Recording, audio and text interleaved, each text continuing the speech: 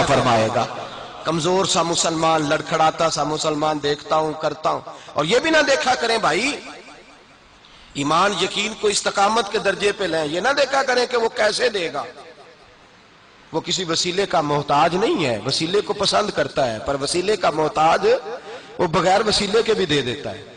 ہر آدمی ماں باپ کے ذریعے پیدا ہوتا ہے، اگر پیدا کرنا چاہے تو جناب عیسیٰ کو بغیر باپ کے پیدا کر دیتا ہے، اگر پیدا کرنا چاہے تو حضرت آدم کو بغیر ماں اور باپ کے پیدا کر دیتا ہے۔ جب یقین رکھیں، یقین، قرآن مجید پڑھیے،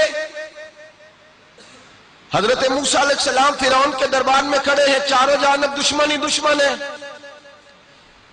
جادوگر آ گئے، انہوں نے سانپ چھوڑے، حضرت موسیٰ کے ہاتھ میں ڈنڈا تھا، حضرت موسیٰ کہتے ہیں یا اللہ کیا کروں، تو اللہ تعالیٰ نے فرمایا اپنا عصا پھینک دو۔ کہنا چاہیے تھا نا کہ یا اللہ ایک ہی تو شے ہے، اتنے سانپ ہے، بچانے کے لیے ڈنڈا ہے وہ پھینک دوں؟ ڈنڈا پھینکا جاتا ہے، سانپ کو دیکھ کر کے قابو کیا جاتا ہے۔ یہ میرا اور آپ کا ذوق ہے نا، لیکن انبیاء کرام کا انداز ملاحظہ کیجئے میرے عزیزو، اللہ فرماتے ہیں ڈنڈا، اے موسیٰ ڈال دے اپنا عصا، پہلے نہیں فرمایا کہ سانپ بن جائے گا، فرمایا بس تو ڈال دے۔ میں اور آپ ہوتے ہیں تو سام سامنے ہے، ڈنڈا ہاتھ میں ہے، ہم کہیں گے عجیب بات ہے، یہی تو دفاع کی چیز ہے، اسی کو ڈال دوں تو بچوں گا کیسے؟ کہا ڈال دو، تو حضرت موسیٰ نے ڈال دیا، کہا میرے رب کا حکم ہے تو میرے لیے بہتر ہی ہوگا۔ اللہ فرماتے ہیں جب موسیٰ نے ڈالا تو میں نے اس ڈنڈے کو، اس عصا کو اژدہا بنا دیا۔ اب کبھی عصا بھی اژدہا بنے، کبھی چھڑی بھی بہت بڑا اژدہا بنی ہے، لیکن قرآن کہتا ہے جناب موسیٰ نے ڈالا تو اللہ نے اژدہا، بلکہ اس سے پیچھے چلیے، عورتیں کمزور یقین کی ہوتی ہیں نا، جناب موسیٰ پیدا ہوئے تو اللہ فرماتے ہیں میں نے موسیٰ کی ماں کے دل میں بات ڈالی، ماں کے دل میں، صندوق میں ڈال کے تو اس کو دریا میں بہا دے۔ اور بھائی صندوق میں کہہ سکتے ہیں نا آکسیجن کیسے جائے گی، اور دریا میں بچے بچنے کے لیے ڈالے جاتے ہیں کہ ڈوبنے کے لیے ڈالے جاتے ہیں؟ ماں کے دل میں یقین کمزور نہیں تھا اماں کا۔ انبیاء کے ماں باپ موحد ہوتے ہیں، دین کو ماننے والے، ماں کے دل میں اللہ نے بات، اللہ قرآن میں کہتے میں نے وحی کی، میں نے القاء کیا، میں نے بات ڈالی۔ حضرت موسیٰ کی ماں کہتی ہے میں نے ڈال کے نا سمندر میں بیٹا، میں نے سمندر میں بیٹا ڈال کے صندوق میں بند کر کے رب کے حوالے کیا۔ آپ فرماتے ہیں میرے مالک کا بھروسہ کیا تو پھر میرے مالک کا کام دیکھو، کمال دیکھو، میں نے دریا میں ڈالا، اللہ نے فرعون کے گھر میں میرے بیٹے کی پرورش کرا دی۔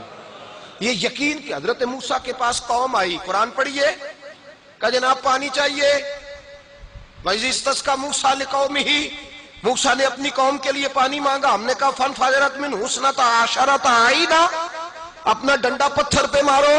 عقل والا آدمی ہوتا تو اڑ جاتا، کہتا یا اللہ پتھروں سے بھی کبھی پانی نکلا ہے؟ اضرب بعصاک الحجر، مارو پتھر پہ ڈنڈا۔ اللہ کے نبی نے منٹ نہیں لگایا، ٹھا کر کے ڈنڈا لگایا، فَانْفَجَرَتْ مِنْهُ اثْنَتَا عَشَرَةَ عَيْنًا۔ اللہ فرماتے ہیں جناب موسیٰ نے ایک عصا مارا، میں نے 12 چشمے جاری کر دیے۔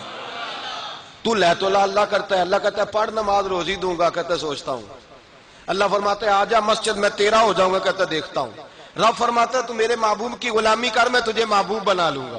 تو کہتا ہے تھوڑا بڑا ہو کے داڑھی رکھنی ہے، ابھی سیاںہ ہو کے میں ذرا سرٹیفکیٹ لے لوں اسرائیل سے کہ کتنے سالوں کے بعد آئیں گے، پھر شروع کروں گا۔ پروگرام بنا رہا ہے، ابھی تو ارادے میں ہے۔ اللہ کے پیغمبر کا ڈنڈا، اور اس سے زیادہ آگے بات ہو گئی، پیچھے فوج لگی ہوئی ہے فرعون کی، مجمع ہے، ہزاروں لاکھوں کا لشکر لے کے، تلواریں نیزے، فرعون پیچھے، آگے دریا آ گیا۔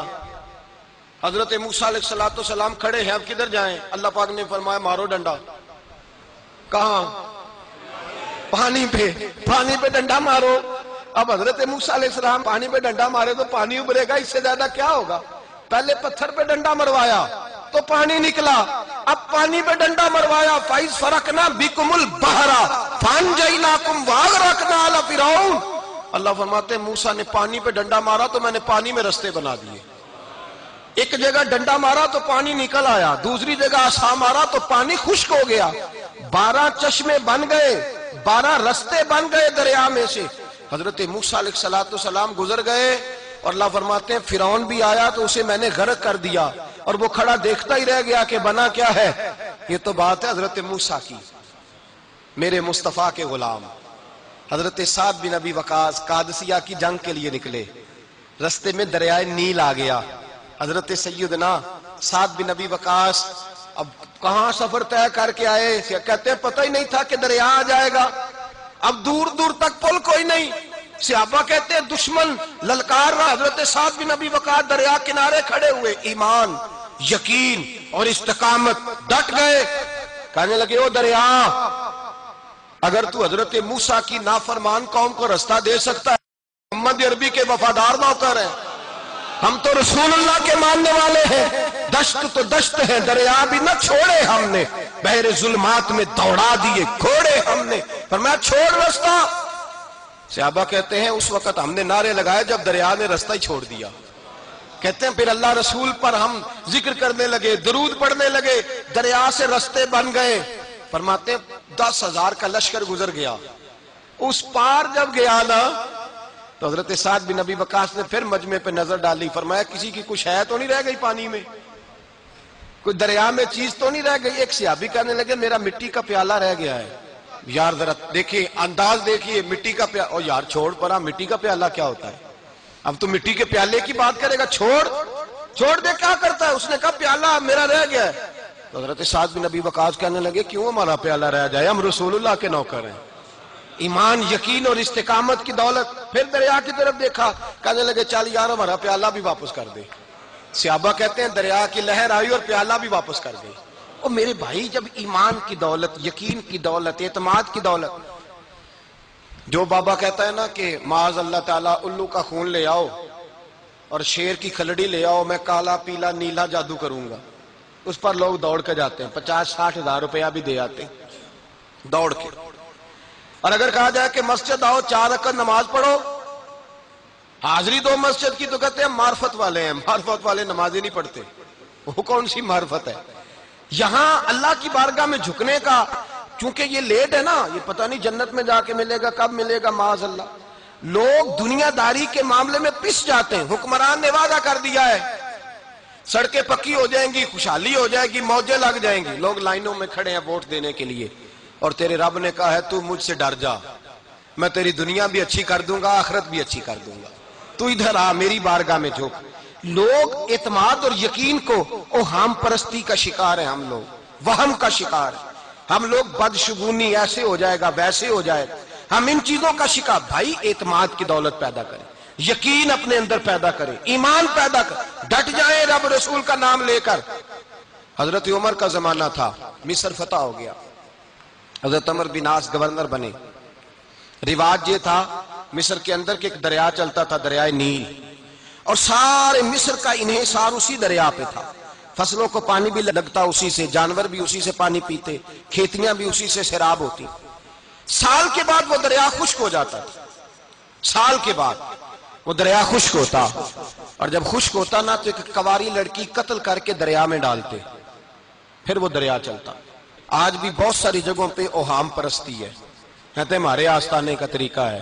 میں نے کہا آستانے کا، اس آستانے کا طریقہ ہوتا ہے جس آستانے کا تعلق در مصطفیٰ سے ہوتا ہے، باقی کسی آستانے کا اپنا کوئی ذاتی طریقہ نہیں۔ طریقہ وہ جو میرے نبی پاک کا طریقہ ہے، اس سے ہٹ کر کون سا طریقہ ہے؟ ہمارے آستانے کا طریقہ ہے، ہماری یہ رسم ہے، ہمارا یہ رواج ہے، اٹھا کے بھاگ جاؤ رسم و رواج۔ ہمارے رسم و رواج رسول اللہ کی سنت کے پابند ہے۔ سارے بولیے صلی اللہ ہو، پھر ایک دفعہ پڑھیے درود شریف صلی اللہ ہو، 3 دفعہ کر لیں تاکہ طاق اداد ہو جائیں، صلی اللہ ہو۔ نبی پاک صلی اللہ علیہ وسلم کا طریقہ اصل طریقہ ہے۔ حضرت عمر فاروق کو جناب عمر بن عاص، اور کہتے ہیں کہ پکا طریقہ یہ تھا کہ جب تک لڑکی قتل کر کے ڈالتے نہیں تھے دریا چلتا نہیں تھا۔ حضرت عمر کو خط لکھا کہ حضور یہ معاملہ ہے، اور لوگ مجھے یہی کہتے ہیں، میں نے لوگوں کو سمجھایا ہے کہ اسلام ظلم کا حکم نہیں دیتا، ظلم کی اجازت نہیں دیتا، کیسے لڑکی قتل کی جائے، اب آپ بتائیں کیا کرنا ہے؟ حضرت عمر ایمان، یقین، استقامت، پہاڑ ہے یہ لوگ۔ حضرت عمر نے 2 خط لکھے، ایک حضرت عمر بن عاص کے نام، دوسرا دریائے نیل کے نام، 2 خط لکھے، ایک خط لکھا دریا کے نام، ایک خط لکھا عمر بن عاص گورنر کے نام۔ گورنر کے نام خط لکھا تو فرمایا جتنے یہودی ہیں، عیسائی ہیں، کمزور ایمان والے، سب کو دریائے نیل پہ لے جا۔ اور میرا یہ دوسرا خط دریا میں ڈال دے اور سب کے سامنے ڈالنا. کہتے ہیں یہ خط تو پڑھنا چاہے تو تجھے اجازت بھی ہے، سنیے اور سر دھنیے اور سوچئے کہ اصل کمزوری کہاں آئی ہے. رمضان کے سب سے پہلے جمعے میں سب سے اہم موضوع چھیڑا ہے، کمزوری اور نقص واقعہ کہاں ہوا ہے. حضرت سیدنا عمر بن خطاب رضی اللہ تعالیٰ عنہ نے دریا کو مخاطب کر کے لکھا، ہو دریا، اگر تو کہتا ہے نا کہ لڑکی قتل کر کے پھینکی جائے گی تو میں رسول اللہ کا ماننے والا ہوں، میں ظلم نہیں ہونے دوں گا. ہمیں تیرے پانی کی ضرورت ہی کوئی نہیں، تو بے شک پانی نہ دے. اور اگر تو اللہ کے حکم سے بہتا ہے، اگر تو اللہ کے حکم سے بہتا ہے تو پھر اللہ کا بندہ اور مصطفیٰ کا غلام عمر تجھے حکم دیتا ہے کہ فوراً بہنا شروع کر دے، فوراً منٹ نہ لگانا.